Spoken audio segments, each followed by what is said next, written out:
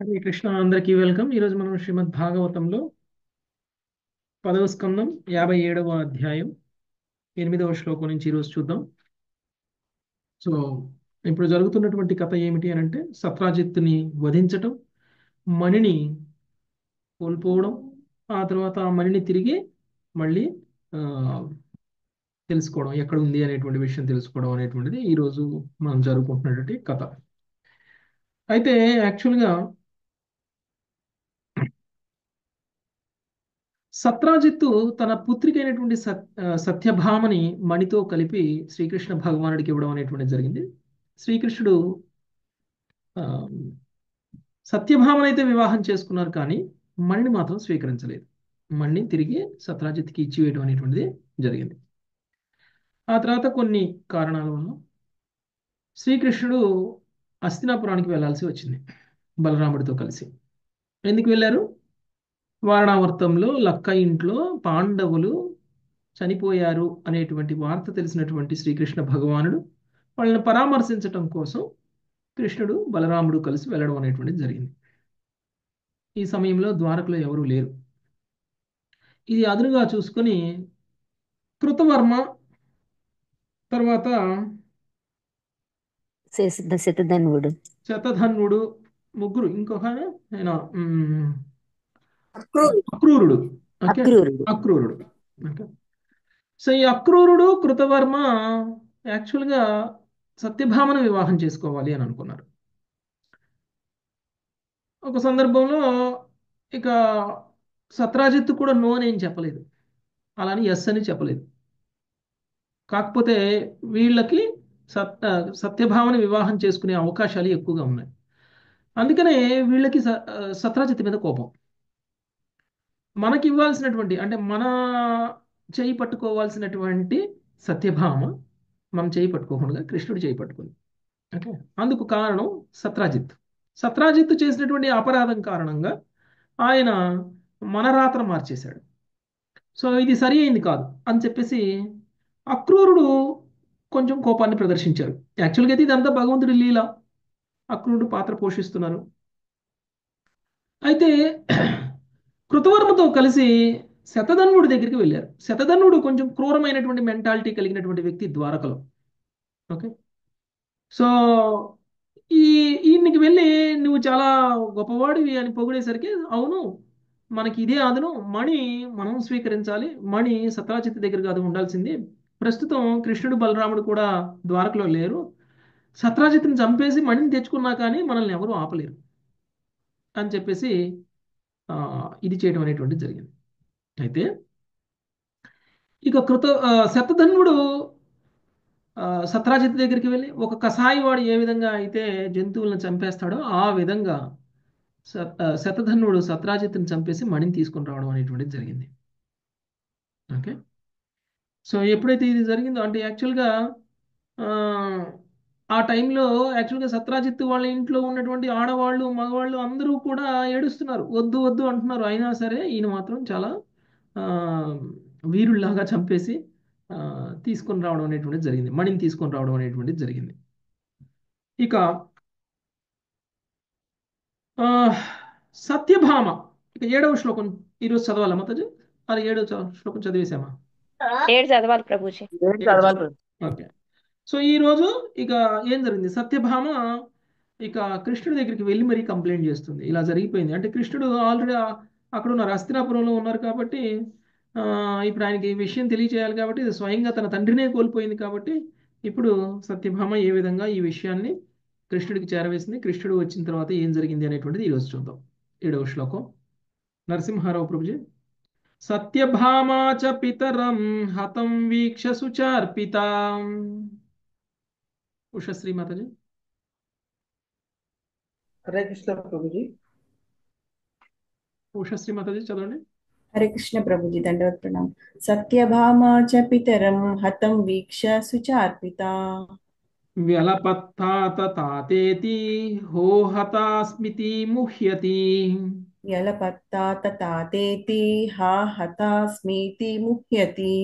ప్రభుపాదుల వారి భావము, సత్యభామ మృతుడగు తన తండ్రిని గాంచినంతటా శోకమ శోకమగ్నురాలు అయ్యెను. నా తండ్రి, నా తండ్రి, అయ్యో, నేను హతురాలనైతిని అని విలపించుచు ఆమె మూర్ఛితురాలయ్యెను. ప్రభుపాదుల వారి భాష్యము. తండ్రి మరణం పట్ల సత్యభామ యొక్క వేదనాపూర్వకమగు భావములు, మాటలు శ్రీకృష్ణుని లీలాశక్తిచే ప్రేరితములైనవని శ్రీల జీవగోస్వామి అభిప్రాయపడిరి. శతధ్వనుని ఎడ భగవానుని ఉగ్రమగు ప్రతిక్రియకు అది సన్నద్ధము చేయుచున్నది. ధన్యవాదాలు ప్రభుజీ. హరే కృష్ణ. ఓకే. సో సత్యభామ తండ్రి అయినటువంటి సత్రాజిత్తుని చంపేయడం జరిగింది. అసలు ఈ లీలంతా చూస్తే మనకి కృష్ణుడు ఏం చెప్పాలనుకుంటున్నారో మనకు అర్థమవుతుంది. యాక్చువల్గా సత్రాజిత్ దగ్గర ఉన్నటువంటిది ఏంటిది? ఇది సామాన్యమైనటువంటి మణి, శమంతకమణి కదా. శమంతకమణి ఉంటే అకాల మృత్యు వస్తుందా? రాకూడదు. శమంతకమణి ఉంటే ఎలాంటి విపత్తులైనా వస్తాయా అంటే రాకూడదు. శమంతకమణి అన్ని శుభకరమైనటువంటి పనులే జరుగుతాయి. శమంతకమణి ఎక్కడుంటే అక్కడ. శమంతకమణి ఉన్న దగ్గర అశుభం అనేటువంటిది ఉండదు, అంతా శుభకరంగానే ఉంటుంది. మరి శమంతకమణి పొందినటువంటి సత్రాజిత్ ఇంట్లో ఏమైనా శుభాలు జరిగాయా? ఒక లేవు కృష్ణుడు సత్యభామ వివాహం తప్ప అన్ని అశుభాలే. అన్నీ అశుభాలే. ఎందుకు? అక్కడ పరమాత్మ లేడు. భగవంతుడిని మర్చిపోయి దేవీ దేవతలను ఆశ్రయించినాడు. సూర్య ఆ భగవాన్ని సూర్యభగవానుడిని ఆశ్రయించాడు. మిత్రదేవతల్ని ఆయన ఆరాధించారు, భగవంతుని కాకుండా. భక్తి లేదు ప్రభుజీ. యాక్చువల్గా అపవాదు. శ్రీకృష్ణ భగవానుడు మాట వినలేదు ఆయన. శ్రీకృష్ణ భగవానుడి కోరికకి వ్యతిరేకంగా ప్రవర్తించారు ఆయన. కృష్ణుడితో మనం గనక అనుసంధానం కాకపోతే, కృష్ణుణ్ణి ప్రసన్నం చేయటానికి గనక మన ఆ, ఆ, మన యొక్క కర్మలు గనక లేకపోయినట్లయితే, మనకి ఎంత దేవీ దేవతల సహకారం ఉండి శుభకరం మాత్రమే అవ్వాలి అనేటువంటి వరాలు పొందినా కానీ ఆ వరాలు కూడా పనిచేయవు. ఓకే. కృష్ణుని వ్యతిరేకించిన తర్వాత కృష్ణుడికి ఆ, కృష్ణుడిని అప్రసన్నుని చేసినటువంటి మనకి, మనం ఎంత దేవీ దేవతల సపోర్ట్ ఉన్నా కానీ మనకు అంత శుభం అనేటువంటి జరగదు. పైగా ఆ శుభం ఇవ్వాలి అని ఆ మణి పొందినటువంటి సత్రాజిత్తుకి శుభం ఏం జరగలేదు. అకాల మృత్యువు జరగకూడదు నిజానికి, అదే వరం. కానీ అకాల మృత్యువు కూడా జరిగిపోయింది. అంటే పవర్ఫుల్ ఏంటి అంటే ఆ, అసలు ఇక్కడ అర్థం చేసుకోవాల్సింది ఏమిటి అని అంటే, మనం ఏ కర్మ అయినా సరే భక్తి యోగంలో చేయాలి. భక్తి యోగంలో చేస్తే భగవంతుడు ప్రసన్నమవుతారు. భగవంతుడి యొక్క కోరికకి అనుగుణంగా గనక మన కోరికలు ఉన్నట్లయితే, భగవంతుడి యొక్క ఆమ్, ఉపదేశానికి అనుగుణంగా గనక మన పనులు ఉన్నట్లయితే అప్పుడు భగవంతుడు ప్రసన్నుడవుతాడు. అప్పుడు మనకి అన్ని శుభాలు జరుగుతాయి. కానీ ఇక్కడ శుభం కోసం ఆయన ఎన్నో చేస్తే ఏ ఒక్క శుభం కూడా జరగట్లేదు ఈయనకి, సత్యభామ తండ్రికి. ఇప్పుడు సత్యభామ లబోదిబోమని ఏడుస్తుంది, తన తండ్రిని కోల్పోయాను అని చెప్పేసి. తండ్రి లేనటువంటి నేను కూడా ఆ, మరణించిన దాంతో సమానము అని చెప్పేసి సత్యభామ కూడా చాలా బాధపడుతుంది. ఇంకొకటి, ఇందులో అక్రూరుడు ఎందుకు ఇరుక్కున్నాడు? ఎందుకు? అక్రూరుడు చాలా శుద్ధ భక్తుడు కదా. ఇప్పుడు సత్యభామ తండ్రి అయినటువంటి సత్రాజిత్తు మరణించటానికి ముఖ్య కారణం ఎవరు? అక్రూరుడే ప్రభుజీ. అక్రూరుడే. అక్రూరుడికే ఉంది సత్యభామను పొందాలని. కృతవర్మను కానీ లేకపోతే ఇది శతధన్వుని కానీ ప్రేరేపించింది ఆయన. కృతవర్మను తీసుకొని శతధన్వుడి దగ్గరికి వెళ్ళడం, శతధన్వుడిని ప్రేరేపించి శతధన్వుడిని వెళ్ళి చంపమని ఐడియా ఇచ్చింది కూడా అక్రూరుడే. మరి శుద్ధ భక్తుడు కదా కృష్ణుడికి, ఎందుకు అలా పతనం చెందాడు? కారణం కృష్ణుడి ప్రేరణతోటి ఈ లీలంతా ఆయన ద్వారా జరిగించాలనుకున్నారు ప్రభుజీ. ఎందుకు? ఆయనే మాయ ప్రభుజీ. ఆ భక్తుడు కాబట్టి, శుద్ధ భక్తుడు కాబట్టి శుద్ధ భక్తుడు కృష్ణుడు అయితే ఆయన మాత్రం ఎంచుకున్నాడు. పాపం చేపించారు ఎందుకు ఆయనతోటి? కృష్ణుడిని ఆయన ఎంచుకున్నారు కాబట్టి, ఆయన ఎంచుకున్నారు కాబట్టి. ఎందుకు ఆయనే ఎంచుకున్నారు?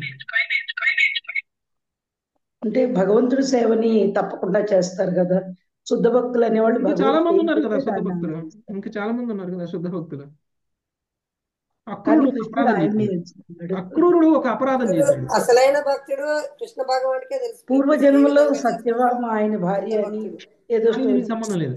అక్రూరుడు ఒక అపరాధం చేశాడు. ఏంటి ఆయన అపరాధం చేసింది? గోపికలను బాధ పెట్టాడు కదా ప్రభుజీ. గోపికలను బాధ పెట్టాడు. యాక్చువల్గా కృష్ణుడిని తీసుకొని వస్తుంటే గోపికలందరూ ఏడ్చారు. ఏడ్చారు.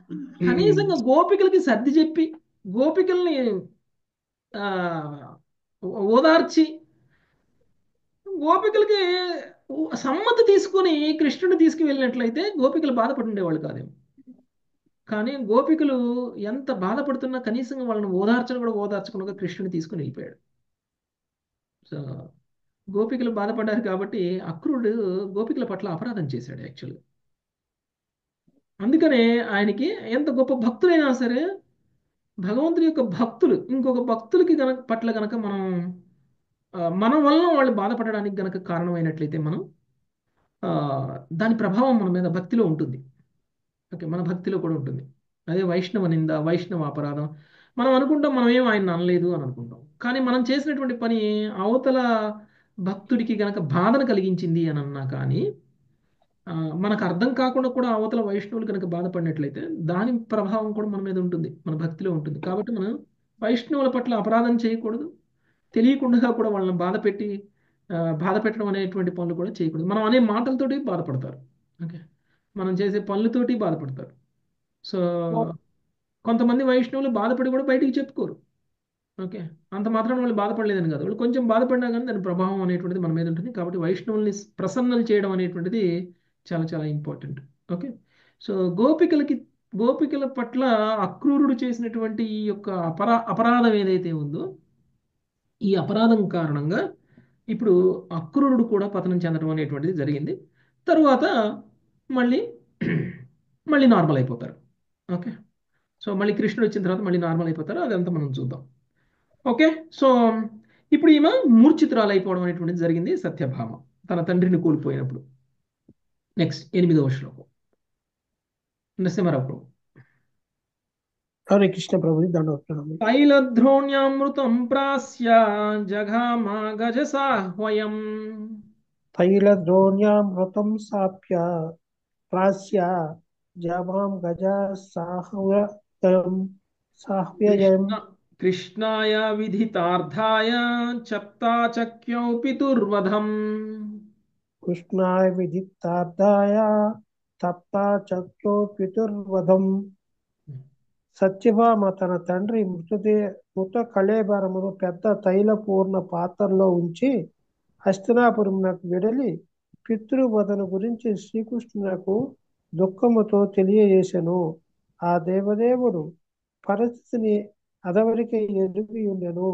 హరే కృష్ణ ఇక్కడ ఏం ప్రభుజీ. జరుగుతుందో కృష్ణుడికి తెలియకుండా ఏమి లేదు. అయినా సరే సత్యభామ మాత్రం తైలంతో నింపినటువంటి పాత్రలో మృతదేహాన్ని ఉంచడం అనేటువంటిది జరిగింది. అంటే ఈ తైలాలు ఏమిటి అని అంటే మృతదేహం చెడిపోకుండా ఉండడానికి అవసరమైనటువంటి కెమికల్స్ ఇవి. ఓకే, సో అలాంటి కెమికల్స్ ఉన్నటువంటి పాత్రలో ఉంచడం వల్ల మృతదేహం పాడైపోదు. ఎందుకంటే కృష్ణుడు వచ్చిన దాకా ఆగాలని.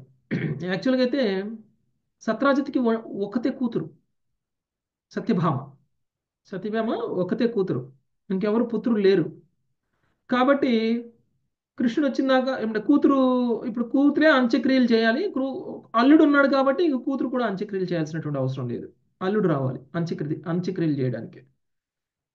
సో ఇప్పుడు దుఃఖంతో ఉన్నటువంటి సత్యభామ శ్రీకృష్ణుడి దగ్గరికి వెళ్ళడం అనేటువంటిది జరిగింది. వెళ్ళి శ్రీకృష్ణుడికి జరిగినటువంటి వృత్తాంతాన్ని తెలియచేయడం అనేటువంటిది జరిగింది. శ్రీకృష్ణుడికి అన్ని తెలిసినా కానీ సత్యభామ చెప్తున్నటువంటిది వినడం అనేటువంటిది జరిగింది. నెక్స్ట్ 9వ శ్లోకం సునీత హరిబాబు తదా కర్ణేశ్వరౌ రాజన్ న సంశ్రుత్యా నృలోకతాం. తదా కన్యేశ్వరౌ రాజన్ అనుస్మృత్యా నృలోకతాం. అహో నః పరమం కృష్ణం ఇత్యస్రాక్షౌ విలేపతు. అహో నః పరమం కృష్ణం అత్యాస్తాక్షౌ విలేపతుః.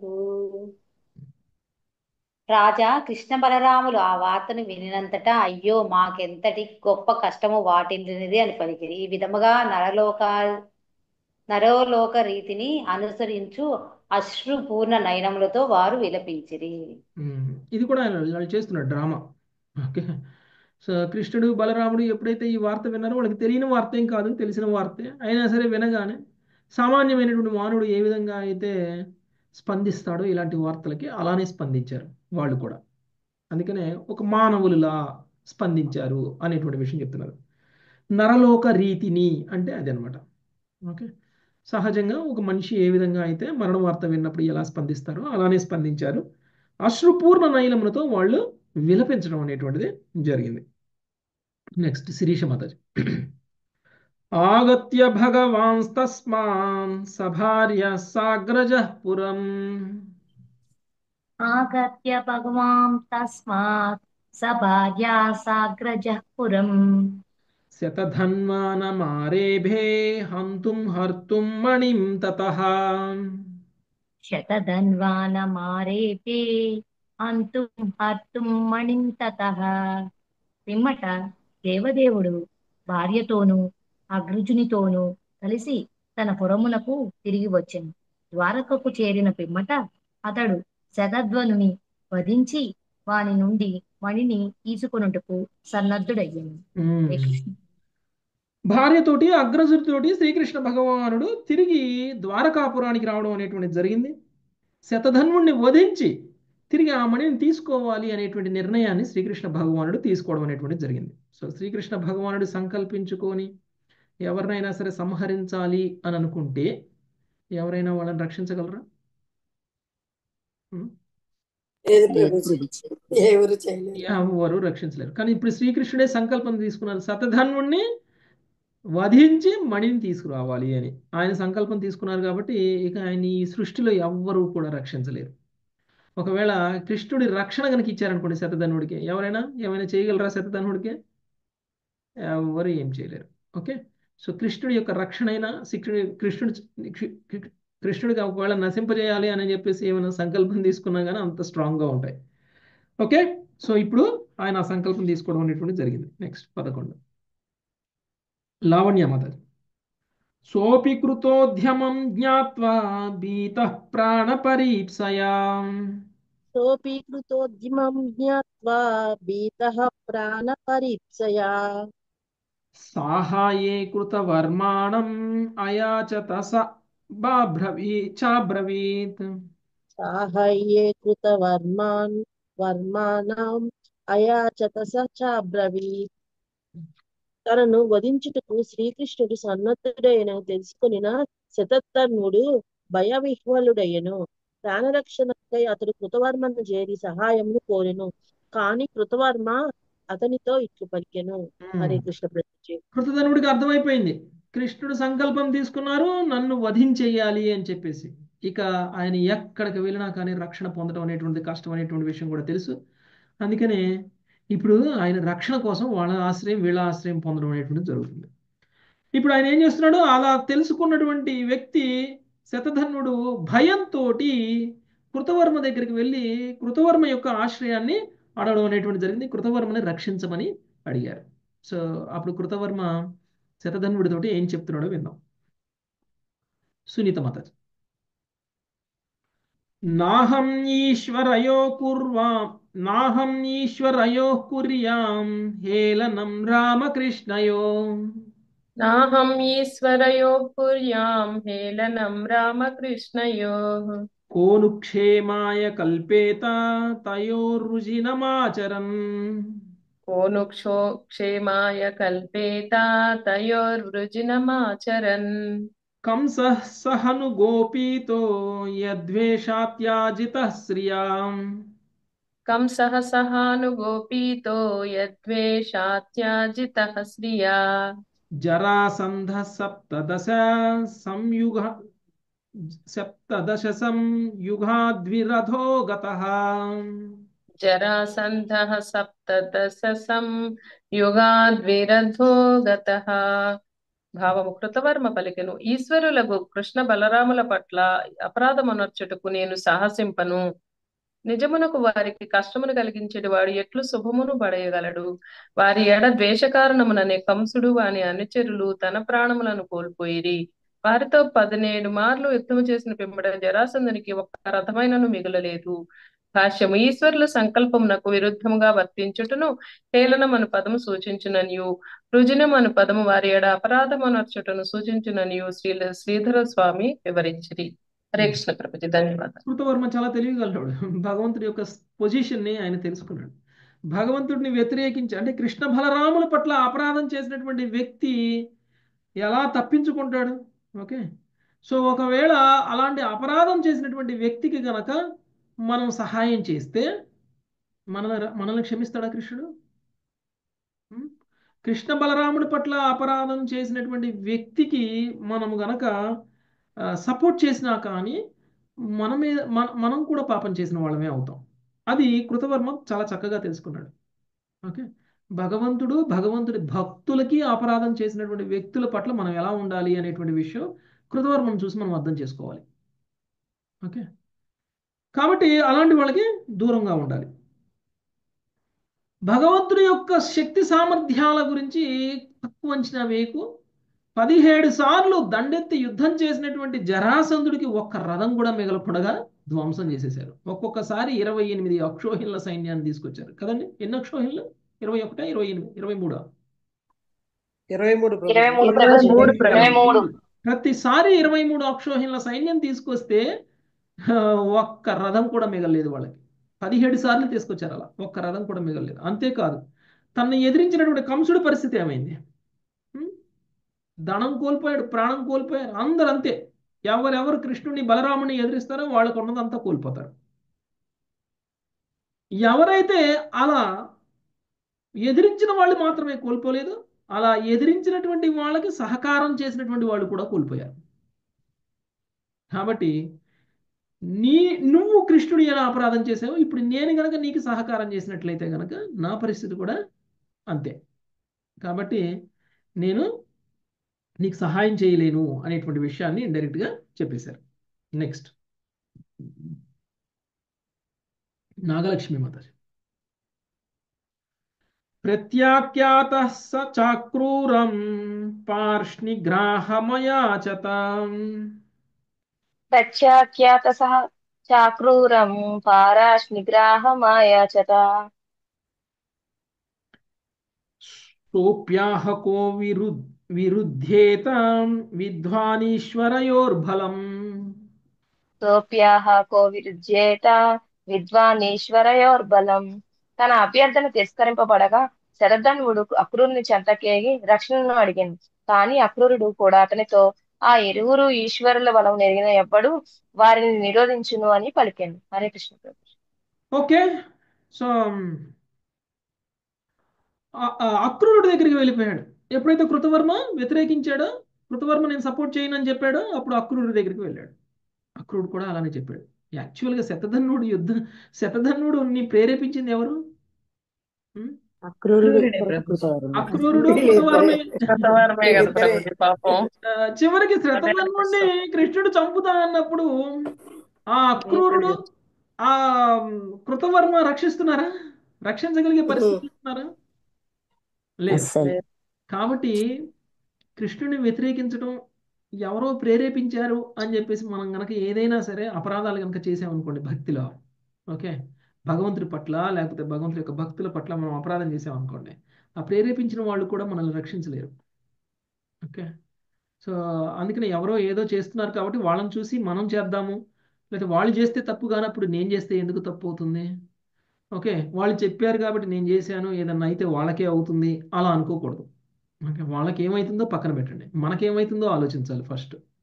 ఓకే, భగవంతుడి పట్ల భక్తుల పట్ల మనం చేసేటువంటి అపరాధాలను బట్టి మనం చాలా జాగ్రత్తగా ఉండాలి. ఓకే, సో శతధన్వుడికి అక్రూరుడు కూడా చెప్పేశాడు. ఇరువురు ఈశ్వరులు ఎవరండి? ఇరువురు ఈశ్వరులు బలరామకృష్ణులు. బలరాముడు, కృష్ణుడు. ఆ ఇరువురు ఈశ్వరులు బలం ఎరిగిన వాళ్ళు ఎవరైనా వాళ్ళని ఎదిరిస్తారా? వాళ్ళతోటి యుద్ధం పెట్టుకుంటారా? వాళ్ళతోటి శత్రుత్వం పెట్టుకుంటారా? తెలిసి ఎవరు పులి నోట్లో తలపెడతారా?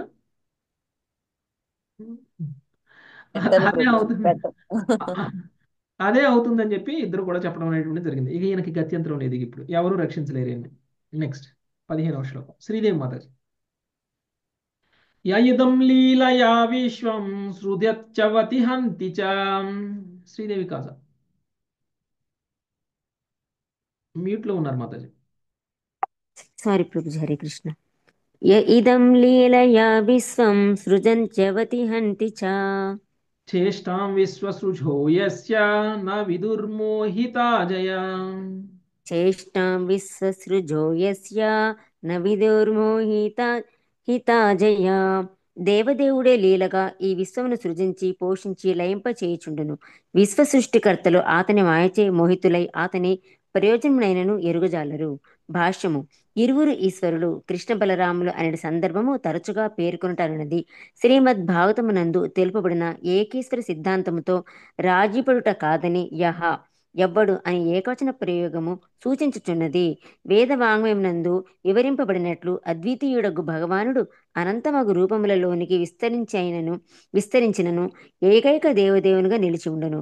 ఉదాహరణకు బ్రహ్మ సంహిత 5.33 యందు అద్వైతమచ్యుతమనాదిమనంత రూపం, అనాదియు అచ్యుతుడునైన అద్వితీయ భగవానుడు అసంఖ్యాక రూపంలోనికి విస్తరించును అని తెలుపబడినది.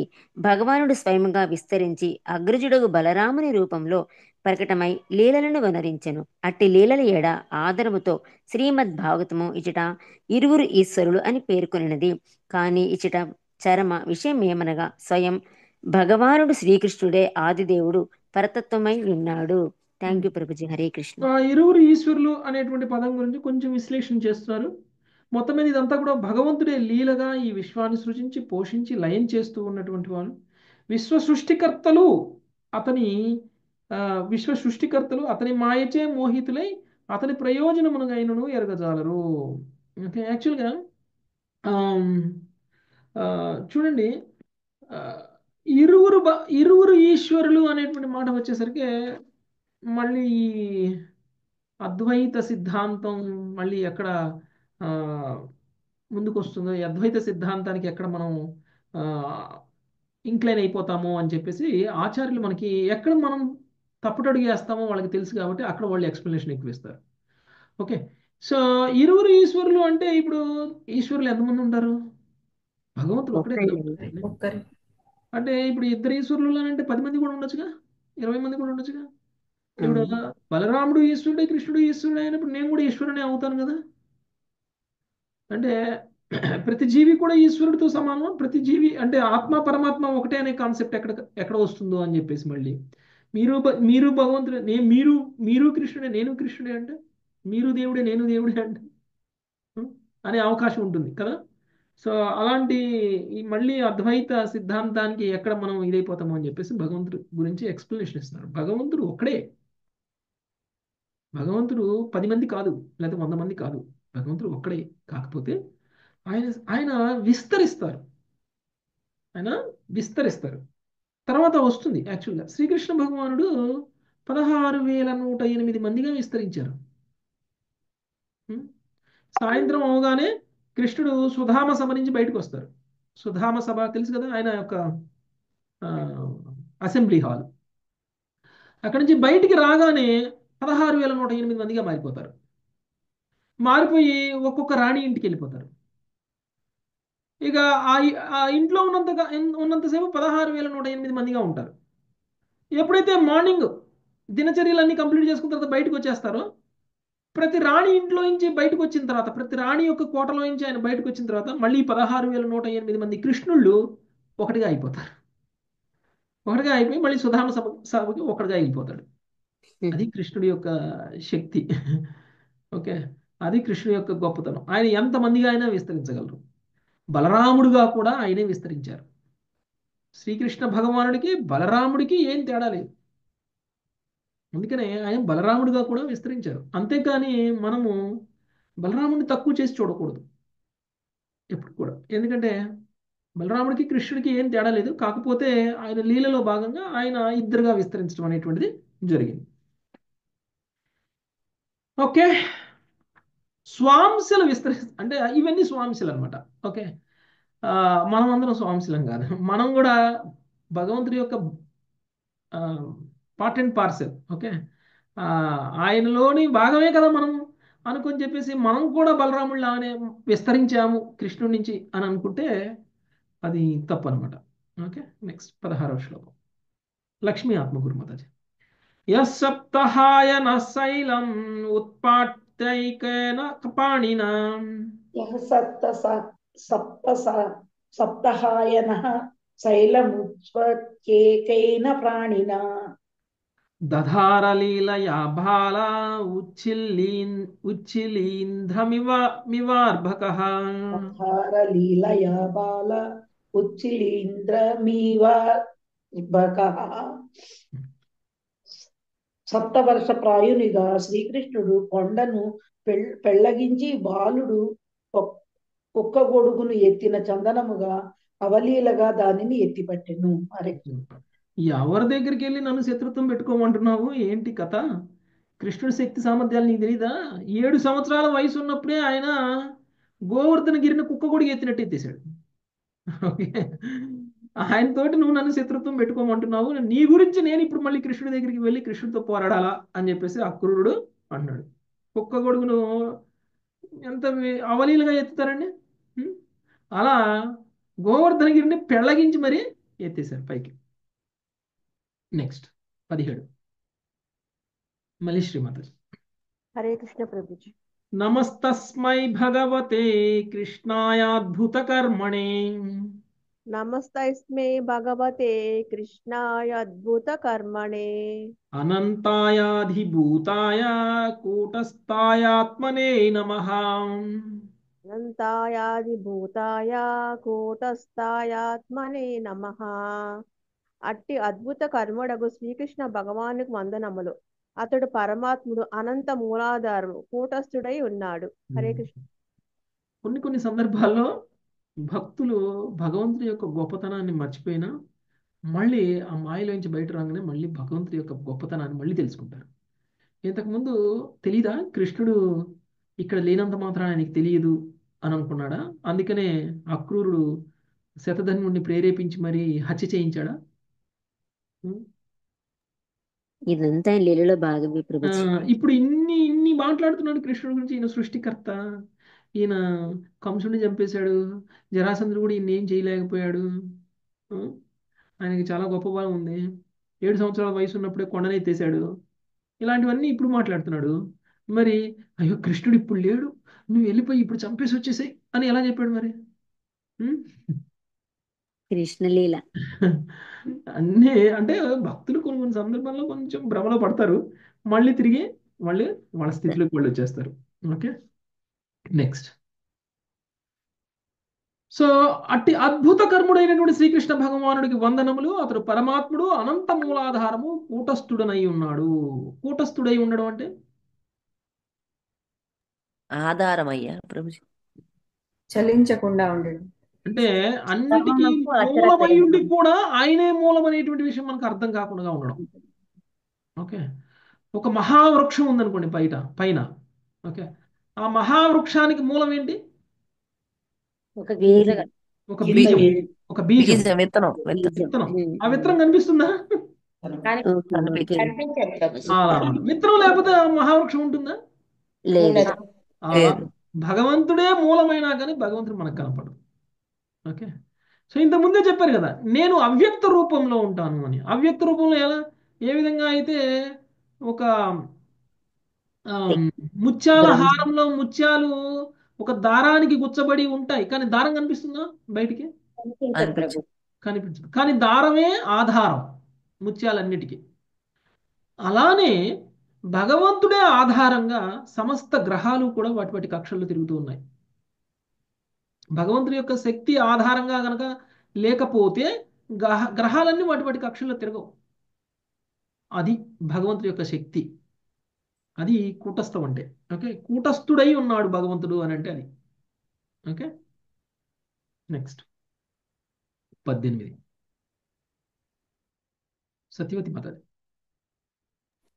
ప్రత్యాఖ్యాత తేనాపి శతధన్వా మహామణిం.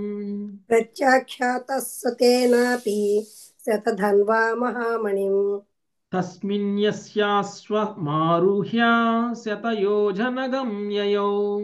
తస్మిన్యస్యాస్యమారుహ్య శతయోజనగం యయౌ. ఆ విధంగా అక్రూరుడు కూడా అభ్యర్థన తోసిపుచ్చగా శతధన్వుడు మణిని అక్రూరుని రక్షణలో ఉంచి 100 యోజనములు అంటే 800 మైళ్ళు దూరం పరుగు తీయగల అశ్వమునెక్కి పారిపోయాను. భాష్యము. శతధన్వుడు ఇప్పుడు ఆ మణి తనదే అని తలచినందున దాన్ని మిత్రుని చెంత వదిలి వెళ్ళినాడని న్యస్య అంటే రక్షణలో ఉంచి అని పదము సూచించును. అంటే సూటిగా చెప్పాలంటే ఇది చోర ప్రవృత్తియే. హరే కృష్ణ ప్రభుజీ ప్రణామాలు. శతధనుడు తన దగ్గర ఉన్నటువంటి మణిని అక్రూరుడి దగ్గర వదిలేశాడు. అక్రూరుడికి ఇచ్చేలా రెండు తేడా ఉంది. అక్రూరుడికి ఇచ్చేయడానికి, అక్రూరుడి దగ్గర ఉంచమంటానికి తేడా ఉంది. ఓకే, అంటే కృష్ణుడి నుంచి కనుక నేను తప్పించుకొని వస్తే ఈ మణి అదే. ఓకే, అప్పటిదాకా నువ్వు ఈ మణిని జాగ్రత్తగా కాపాడు అని ఆయనకి ఇచ్చి, ఆయన 100 యోజనముల 100 యోజనముల దూరం పరుగు తీయగల అశ్వము అంటే ఎంతసేపట్లో ఇక్కడ ఇచ్చారండి? 800 మైళ్ళు ప్రభుజీ. 800 మైళ్ళ దూరం ప్రయాణం చేయగలిగిన ఒక రథాన్ని ఎక్కి, అశ్వాన్ని ఎక్కి ఆయన పారిపోవడం అనేటువంటిది జరిగింది. ఓకే, ఇప్పుడు మణి ఎవరి దగ్గర ఉంది? సూర్యుడి దగ్గర. నెక్స్ట్ 19వ శ్లోకం. శ్రీవాణి వారు.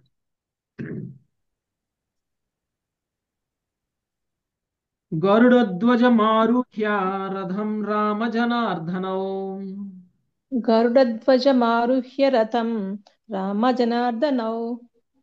గరుడధ్వజమారుహ్య రథం రామజనార్దనౌ. గరుడధ్వజమారుహ్య రథం రామజనార్దనౌ. అన్వయాతం మహావేగైర్ అశ్వైరాజన్ గురుద్రుహం. అన్వయాత మహావేగై అశ్వైరాజాన్ గురుద్రుహాం. రాజా కృష్ణ బలరాములు గరుడ ధ్వజముతో విరాజిల్లడిది తీవ్రగతిని కలిగిన అశ్వములను పూంచబడినది యగు రథము నెక్కి గురుద్రోహి యగు వారిని వెంబడించిరి. హరే కృష్ణ ప్రభుజీ. ఓకే, కృష్ణ బలరాములు గరుడ ధ్వజముతో విరాజిల్లినదై అంటే ఆయన రథం మీద గరుడు ఉంటారు. ఓకే, ధ్వజం మీద, రథం యొక్క ధ్వజం మీద గరుడ సింబల్ ఉంటుందన్నమాట. సో గరుడు ఎంత వేగంతో ప్రయాణం చేస్తారో తెలుసు కదండి, అంత వేగంతోనే ఆయన రథం కూడా ప్రయాణం చేస్తుంది అనమాట. ఇప్పుడు శతధన్వుడు తీసుకువెళ్ళినటువంటి గుర్రం ఎంత వేగంతో ప్రయాణం చేయగలదో అంతకంటే ఎక్కువ వేగంతోనే కృష్ణుడి యొక్క రథం ప్రయాణం చేయగలదు. అలాంటి అశ్వాలని ఆయన యొక్క రథానికి పూంచబడినవి. తర్వాత గురుద్రోహి అయినటువంటి శతధన్వుడిని వెంబడించడం అనేటువంటిది జరిగింది. నెక్స్ట్ 20. శాశ్వత నారాయణ. మిథిలాయాముపవనే విసృజ్య పతితం హయం. మిథిలాయాముపవనే విదృశ్య పతితం హయాం. పద్భ్యామథావత్సంత్రస్తః కృష్ణోప్యన్వద్రవదృశా. పద్మావదావస్తన్యః కృష్ణోప్యన్య ధ్రువదృశా. భావము. మిథిలా నగరము వెలుపుల గల ఉపవనమునందు శతధ్వనుడు స్వారీ చేయుచున్నట్టి గుర్రము పడిపోయెను. భీతుడైన అతడు అంతట గుర్రమును విడిచి పాదాచారి అయి పరుగుదీయగా కృష్ణుడు క్రోధంతో వాని వెంట పరిగెడను. థ్యాంక్స్ ప్రభుజీ. కృష్ణుడు బలరాముడు ఇద్దరు కూడా ఆ రథంలో మిథిలా నగరం వరకు వెళ్ళిపోయారు. మిథిలా నగరం అంటే ఇప్పుడు గుర్తుందా మీకు? ఎక్కడ, ఎవరిది? సీతాదేవి పుట్టింది. అది త్రేతాయుగం. ఇప్పుడు మిథిలా నగరాన్ని పాలించే రాజు వేరు. ఓకే, సో ద్వాపర యుగంలో కృష్ణుడు బలరాముడు అక్కడికి వెళ్ళినప్పుడు అక్కడ రాజు వేరు. నగరం ఒకటే ప్లేస్ అదే. మాతాజీ హరే కృష్ణ. నగరం కూడా వేరేనా ప్రభుజీ? అదే నగరం, అదే నగరం.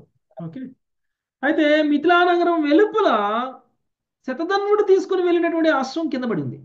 అంటే ఇక అశ్వానికి కూడా ఒక కెపాసిటీ ఉంది. పెట్రోల్ లీటర్ పోస్తే ఎంత దూరం పోతుంది మాతాజీ? ఓ 10 కిలోమీటర్లు పోతుంది మహా అయితే, లేకపోతే 12 కిలోమీటర్లు పోతుంది కొంచెం మంచి కార్ అయితే. అలానే ఈ అశ్వానికి కూడా దాని కెపాసిటీ అయిపోయింది. ఇంకా అది మిథిలా నగరం వరకు వెళ్ళిపోగానే ఇంకా అక్కడ పడిపోయింది. ఇక మరి అశ్వం లేకపోతే ఎవరు రక్షిస్తారు మరి అని చెప్పేసి ఈయన ఎంతో కొంత బ్రతుకున్నంత కాలం ప్రయత్నం చేయాలి కదా మరి కృష్ణుడికి దొరకకుండా ఉండడం కోసం. అని ఆయన పరుగు తీస్తున్నాడు అన్నమాట. పరుగు తీస్తూ బయలుదేరుతున్నాడు. అయితే కృష్ణుడు మాత్రం కోపంతో ఆయన వెంట పడుతూనే ఉన్నారు. యాక్చువల్గా ఇక్కడ డ్రాప్ అయిపోతారు బలరాముడు, మిథిలా నగరం దగ్గర డ్రాప్ అయిపోతారు. ఓకే, చూద్దాం నెక్స్ట్ 21. సుజాత మాతాజీ. పదాతేర్భగవాంస్తస్య పదాతిస్తిగ్మనేమినా భగవాస్తస్య పదాతిగ్మనేమినా చక్రేణ శిర ఉత్కృత్య వాససోర్వ్యచినోన్మణి. చక్రేణ శిర ఉత్కృష్య వాససోర్వ్య చినోన్మణి అని. శతధన్వుడు ఇట్లు పరుగు తీయుచుండగా శ్రీకృష్ణుడు కూడా వెంటబడి తన పదునైన చక్రాయుధముతో వాని శిరస్సును ఖండించెను. తర్వాత ఆ దేవదేవుడు శతధన్వుడి వస్త్రములలో మణి కొరకు వెదికెను. హరే కృష్ణ ప్రభుజీ, ధన్యవాదాలు. సో కృష్ణుడికి చక్రాయుధం ఉంది కదా. సో వెంటనే తన సుదర్శన చక్రంతో శతధన్వుడి మీద వేసి శతధనుడి యొక్క శిరస్సును ఖండించడం అనేటువంటి జరిగింది. ఆ తర్వాత శతధనుడి దగ్గర మణి ఉందా లేదా అని ఆయన యొక్క బట్టల్లో వెతుకుతున్నారు కృష్ణుడు. నెక్స్ట్ శేషరత్నం మాతాజీ. అలబ్ధమణి రాగత్య కృష్ణ ఆహాగ్రజాంతికం. అలబ్ధమాని రాగత్య కృష్ణ ఆహాగ్రజాంతికం. వృథా హతః శతధనుర్మణిస్తత్ర న విద్యతే. వృథా హత శతధన్వో మణిస్తత్ర న విద్యతే. మణిని గానక శ్రీకృష్ణుడు తన అగ్రజుని కడకు వెళ్ళి శతధ్వనుని వృధాగా వధించితిమి, మణి ఇచ్చట లేదు అని పలికెను. హరే కృష్ణ. ఇప్పుడు మామూలుగా పోలీసులు కూడా ఎవరైనా క్రిమినల్స్ ని పట్టుకున్నారనుకోండి, ఓకే, వెంటనే చంపేస్తారా? ఎన్కౌంటర్ అయినా కానీ ఎప్పుడు చేస్తారు? వాడి దగ్గర నుంచి నిజం రాబట్టిన తర్వాత వాడిని ఏం చేయాలో అది చేస్తారు. నిజం రాబట్టేంతవరకు ఏం చేస్తారు? చాలా జాగ్రత్తగా చూసుకుంటారు కదా. సో అలానే ఇప్పుడు శతధన్వుడి దగ్గర మణి ఉంది. శతధన్వుడు మణి ఎక్కడ పెట్టాడు అనేటువంటి విషయం శతధన్వుడి దగ్గర నుంచి తెలుసుకోకముందే చంపేస్తే ఏమవుతుంది? మణి గురించి శతధనుడు తప్ప ఎవరికి తెలియదు కాబట్టి ఇంకా మనకి తెలియకుండా పోతుంది. అలానే కృష్ణుడు శతధన్వుడి దగ్గరే మణి ఉంది అనుకున్నారు, చంపేశారు. కానీ బట్టల్లో వెతికితే మణి దొరకలేదు. కాబట్టి నేను వృధాగా శతధన్వుడిని చంపేశాను, కానీ మణి మాత్రం ఆయన దగ్గర లేదు అని చెప్పేసి ఆయన అనుకొని ఆ విషయాన్ని బలరాముడికి కూడా తెలియజేశారు. అంటే బలరాముడు ఇక్కడ లేరు, ఇప్పుడు ఎక్కడున్నారు ఆయన? మిథిలా నగరం దగ్గర మిథిలా నగరం దగ్గర ఉన్నారు. అందుకని ఆయన మిథిలా నగరం దగ్గరికి వెళ్ళి చెప్పడం అనేటువంటిది జరిగింది. Next Indumathi mother. తత ఆహ భలో నూనం సమణిస్యతధన్వనా. తతాహ బలో నూనం సామణిస్యతధన్వనా. కస్మింశ్చిత్ పురుషే న్యస్తమన్వేష పురం వ్రజ. కస్మించిత్ పురుషే న్యస్తమన్వేష పురం వ్రజ. దానికి సమాధానముగా బలరాముడు, నిస్సందేహముగా శతధన్వుడు మణిని ఎవరి చెంతనో ఉంచి ఉండవచ్చును. నీవు మన పురమునకు వెడలి ఆ వ్యక్తిని అన్వేషింపుము అని పలికెను. హరే కృష్ణ ప్రభు. బలరాముడు ఏం చెప్పాడు? బలరాముడు ఏం చెప్తాడు? పదా పోదాము, ద్వారకలోనే ఉండుంటది మని. ద్వారకలోనే ఎవరి దగ్గర పెట్టేసి ఈయన పారిపోయి వచ్చి ఉంటాడు, ద్వారకలో ఎవరి దగ్గర ఉందో వెతుకుదాంపా అని అనలేదు బలరాముడు ఏమన్నాడు? నువ్వు వెళ్ళి ద్వారకలో ఎవరి దగ్గర ఉందో వెతుకు అన్నాడు. ఎందుకన్నాడు అలా? ఆయన కొన్నాళ్ళు ద్వారకలో లేనప్పుడు కదా ప్రభుజీ హస్తినకు వెళ్తారు కదా. సో ద్వారకలోనే కుట్ర పన్నింది కాదు. బలరాముడు మిథిలలో ఉండిపోవాలనుకున్నారు. ఓకే, మిథిలలో ఉండిపోతారు కొంతకాలం. ఇక్కడ ఉన్నప్పుడే యాక్చువల్గా అక్కడికి దుర్యోధనుడు వస్తాడు. ఓకే, మిథిలికి దుర్యోధనుడు వచ్చినప్పుడు దుర్యోధనుడికి గదాయుద్ధం నేర్పుతారు బలరాముడు ఇక్కడనే మిథిలలో. Okay okay so దుర్యోధనుడికా Prabhuji? దుర్యోధనుడికి బలరాముడి గురువు, గదాయుద్ధ గురువు. ఓకే, ప్రభుజీ. సో ఇక్కడే ఉండిపోతారు. ఈ టైంలో ఇక్కడ ఉంటారు అన్నమాట. ఈ టైంలోనే యాక్చువల్గా దుర్యోధనుడు అక్కడికి వచ్చి బలరాముడి దగ్గర విద్య నేర్చుకుని వెళ్తారు. ఓకే, సో బలరాముడు ఏం చెప్పాడు, నువ్వేం వరి అవ్వకు, మన పురానికి వెళ్ళిపో, అక్కడ ఎవరో ఒక వ్యక్తి దగ్గర ఈ మణి పెట్టుంటాడు, ఆ వ్యక్తిని ఎవరినో కనుక్కో అని చెప్పారు. నెక్స్ట్ మంగతాయారు మాతాజీ. హరే కృష్ణ ప్రభుజీ. అహం వైదేహమిచ్చామి దృష్టుం ప్రియతమం మమ. అహం వైదేహమిచ్చామి ద్రష్టం ప్రియతమం మమ. ఇత్యుక్త్వా మిథిలాం రాజన్ వివేశాయదునందనః. ఇత్యుక్త్వా మిథిలాం రాజన్ వివేశాయదునందనః. రూపాదుల వారి భావము. రాజా, ప్రియతముడగు విదేహరాజును చూడగోరినని పలికిన వాడే యదునందనుడగు బలరాముడు మిథిలా నగరంలో ప్రవేశించాను. రూపాదుల వారి భాష్యం. కృష్ణ బలరాములు చివరకు శతధ్వనిని మిథిలానగర పొలిమేరలో పట్టుకొనిది. ఆ నగర రాజు తన ప్రియతమ మిత్రుడు కనుక బలరాముడు నగరములో ప్రవేశించి అతడ కొంతకాలం గడుపుటకు నిశ్చయించుకొనెను. హరే కృష్ణ. ప్రీతముడకు విదేహరాజును చూడగోరినని పలికిన వాడే యదునందనుడకు బలరాముడు మిథిలా నగరమున ప్రవేశించను. బలరాముడు అక్కడ ఆగిపోయారనమాట. ఎందుకంటే మిథిలా నగర రాజు ఆయనకి మిత్రుడు. ఓకే, ఆయన దగ్గరికి వెళ్ళాలి అని అనుకున్నారు ఆయన. నెక్స్ట్ 25 రామారావు ప్రభు. తం దృష్ట్వా సహాసోత్తాయ మైథిలః ప్రీతమానసః. రామారావు ప్రభుజీ. మంజులత మాత చదవండి. హరే కృష్ణ ప్రభుజీ. తం దృష్ట్వా సహసోత్థాయ మైథిలః ప్రీతమానసః. అర్హయామాస విధివాద్ అర్హణీయం సమర్హణై. అర్హయామాస విధివదార్హణీయం సమర్హణైః. బలరాముడు అరుదెంచులకు గంచిన మిథిలాపతి వెంటనే ఆసనము నుండి లేచి పరమ పూజనీయుడగు అతనిని వివిధ పూజా ద్రవ్యముల నొసగి యథావిధిగా పరమ ప్రీతితో అర్చించెను. హరే కృష్ణ ప్రభుజీ, ధన్యవాదాలు. బలరాముడు వచ్చాడు అనేటువంటి విషయం తెలుసుకున్నటువంటి మిథిలాపతి అంటే ఎవరు? మిథిలాపతి పేరు చెప్పలేదా? జనక మహారాజు కాదు మాత. ఇంకా ఎక్కడ ఉన్నారు జనక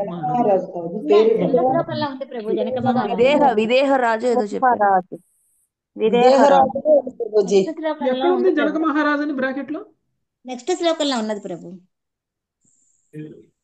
అది ఎప్పుడు గురించి చెప్తున్నారేమోలేండి, ప్రస్తుతం అయితే ఆయన కాదు. ఓకే, సో ఆసనం వేసి పూజ్యుడైనటువంటి ఆయన్ని పూజా ద్రవ్యములతోటి ఆయన్ని అర్చించడము అనేటువంటిది జరిగింది.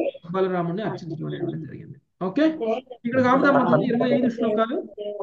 సో మిగిలింది మళ్ళీ మనం రేపు చదువుకుందాం. Okay, thank you very much. వాంఛాకల్పతరుభ్యశ్చ కృపాసిద్ధయేవచ పతితానాం పావనేభ్యో వైష్ణవేభ్యో నమో నమః. Hare Krishna Hare Krishna Hare Rama Hare Rama Rama Rama Hare Hare Rama Rama Hare Hare. Thank you very much. Hare Krishna. ఎవరికైనా ఏమైనా ప్రశ్నలు ఉంటే తీసుకుందాం. ప్రభుజీ హరే కృష్ణ ప్రభుజీ. ప్రభుజీ, ఇప్పుడు మిథిలా నగరంలో ఉన్నప్పుడు బలరాముల వారు దుర్యోధనుడికి యుద్ధం నేర్పించారన్నారు కదా. అయితే ఇప్పుడు దుర్యోధనుడు హస్తినాలో ఉంటారు కదా, ఎలా అట్లా అర్థం చేసుకోవాలి ప్రభుజీ? హస్తినాపురం నుంచి అక్కడికి వస్తారు. ఇప్పుడు బలరాముడు ఉన్న టైంలో దుర్యోధనుడు హస్తినాపురం నుంచి మిథిలకు రావడం అనేటువంటిది జరిగింది. అంటే యుద్ధం నేర్చుకోవడానికా ప్రభుజీ? ఏ పని మీద వచ్చాడో అక్కడికి వచ్చినప్పుడు ఆయనకి యుద్ధం నేర్చుకున్నాడు. ప్రభుజీ, జనక మహారాజు ఉన్నది కృతయుగంలో కదా ప్రభుజీ? మిథిలా నగరంలో రాజు ఇప్పుడు వేరు, జనక మహారాజు. అదే అండి.